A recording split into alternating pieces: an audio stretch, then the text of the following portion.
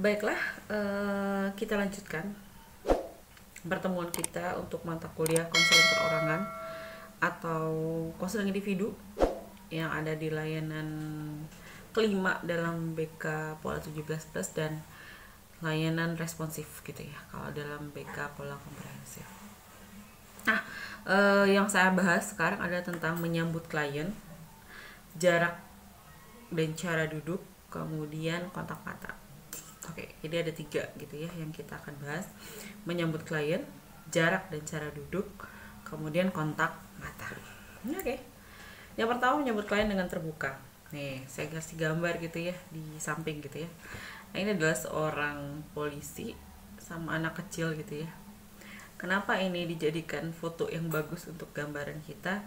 Ini polisi ini, kalau kita ini kan polisi itu orang yang gagah gitu ya, yang lagi orang udah dewasa gitu ya. Kemudian dia punya kewenangan gitu ya, punya apa lagi ya, mereka orang yang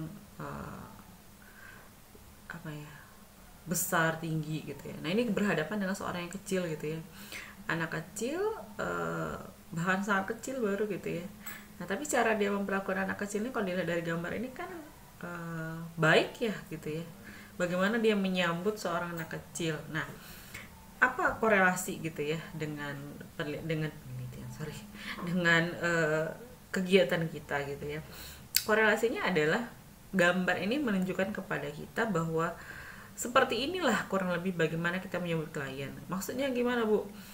Dalam posisi klien punya masalah atau konseling kita punya masalah, itu kan kita bagian orang yang kayak ini tanda kutip, misalnya kayak kita ini kan kayak akan jadi penolongnya gitu ya. Kita akan merasa kita ini kalau guru lah Anda gitu ya di sekolah, Anda akan merasa saya guru gitu loh, saya ini, saya itu. Anda akan merasa besar hati, bukan besar hati ya, tinggi hati kali ya gitu ya, atau Anda merasa jumawa dengan diri Anda.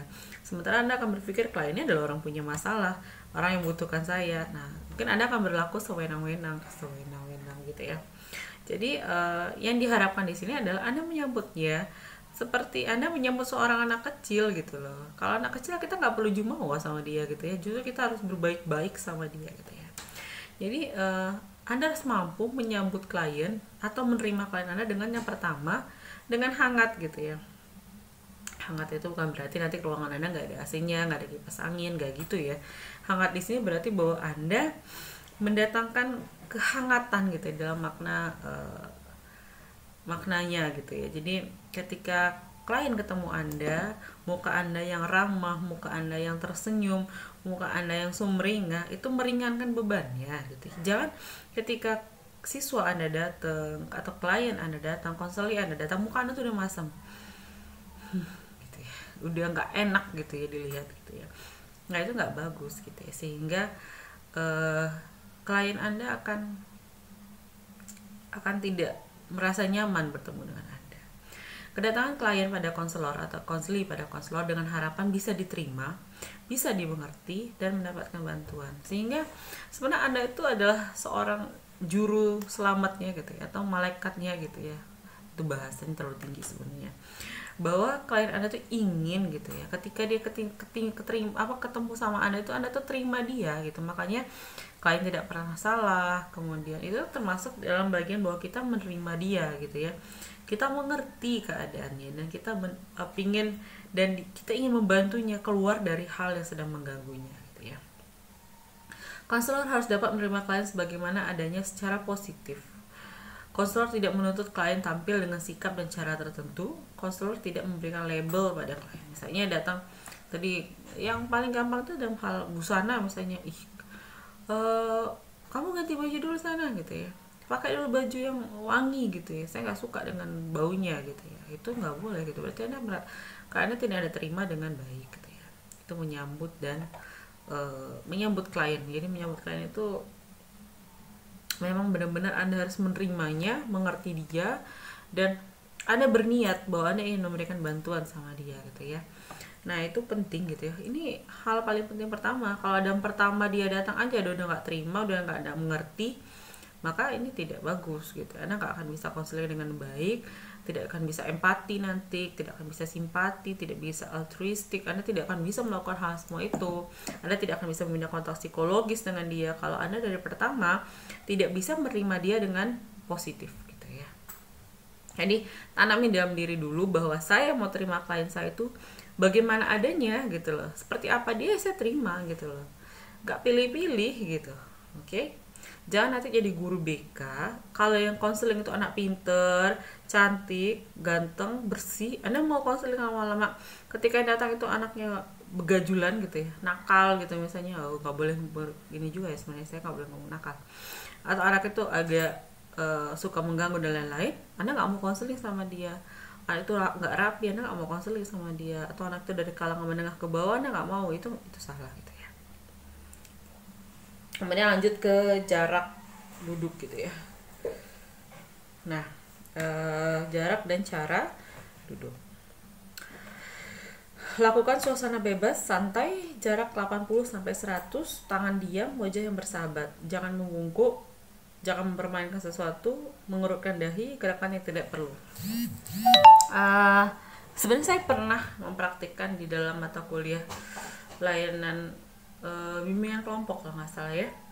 Itu bagaimana duduknya seorang konselor. Oke, yang pertama santai ya, Anda duduk. Saya akan jawab sedikit diri saya gitu ya. Oke, jadi santai. Kemudian jaraknya 80-100 cm. Ya Bu, saya kan harus ngitung dulu, nggak gitu juga sih. Anda bisa prediksi lah. Kalau sekarang kan pada keramikan gitu ya, rumah atau ruangan. Jadi satu keramik kalau 40 berarti Anda tinggal nambah 2 atau sampai 3 keramik lagi. Kalau keramiknya yang 60 berarti Anda tambahlah 1,5 keramik gitu ya. Kan itu kurang lebih. Yang ketiga tangannya diem. Tangan dia maksudnya ya jangan terlalu aktif lah, waktu boleh gitu ya, boleh sih sebenarnya, nggak mungkin harus diem kayak gini terus gitu ya, itu kan nggak mungkin gitu, cuman ya itulah ya, jangan terlalu banyak gerak lah gitu. Kemudian wajah yang bersahabat, yang nggak tahu wajah saya bersahabat nggak sih menurut Anda gitu ya. Jadi wajahnya harus bersahabat, harus terlihat ya gimana Bu, ya Bu, muka saya udah lahir tuh dari lahir tuh udah muka sinis gitu, gimana dong Bu gitu ya. Ya kalau udah senyum juga semua sinis muka, kalau udah senyum saya rasa akan jadi hangat lah gitu ya. Nggak boleh membungkuk gitu ya, nggak boleh mainin sesuatu, misalnya ada handphone gitu ya, main handphone, kadang ngerut dahi gitu ya, terus gerakan-gerakan yang nggak perlu, karena ada tiktokan lagi gitu ya, nah itu nggak boleh gitu ya. Jadi boleh santai, tapi tidak boleh main-main juga.